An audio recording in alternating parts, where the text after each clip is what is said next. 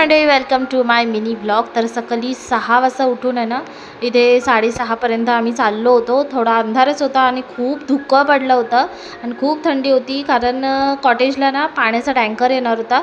तर इथे आम्ही चाललो होतो घाईघाईवर, आणि टँकर तिकडे येऊन ते थांबले होते. आणि इथे बघा शेतामधून काय भारी वाटतो यार सनराईज. तर इथे पण बघा धुका पडला आहे. तर इथे टँकर आता टाकीमध्ये फुलफिल करत आहेत, कारण ना कॉटेजचे ओनर येणार होते आणि त्यांची पूर्ण फॅमिली येणार होती. तर पाणी तर हवंच होतं.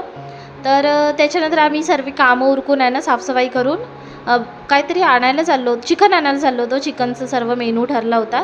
तर म्हटलं चला तुम्हाला बाहेरून पण आमचं कॉटेज विला दाखवते. आणि त्याच्यानंतर भाजी पण इकडेच आली होती. इकडनं ती जेवण वगैरे ती जाणार होती आज. तर तिने पण खूप हेल्प केली चपाती वगैरे बनवायला, आणि हजबंडनी चिकन वगैरे बनवलं. आणि माझं जे छोटं मोठं काम होतं ते मी केलं. तर जेवण बनवून आत्ता ते जेवत आहे तिथे हजबंड. आणि त्याच्यानंतर आम्ही संध्याकाळी चाललो होतो काहीतरी आणायला. हे मी नेक्स्ट व्लॉगमध्ये दाखवेन. तर बस त्यासाठी इतकाच. व्हिडिओ आवडला असेल तर प्लीज लाईक करा, शेअर करा, सबस्क्राईब.